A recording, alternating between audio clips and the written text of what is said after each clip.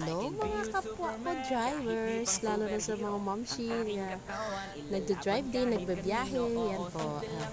Ilonggo pong dialect ko po, kaya medyo pautal-utal pong Tagalog po. Ayan po. Yan, ang ginagawa yan ni Mami Nini Driver. Yan, nililinisan niya po bago niya ibabiyahe. Yan po. Oh, wait lang. Hello na putol po. Yan po yan, nililinisan niya na po. Yan. Bago ibabiyahe po. Yan. So, di baling mataba na po ang driver. Basta kaaya-aya po tingnan at saka malinis po yung mini tricycle. Yan po. Yan.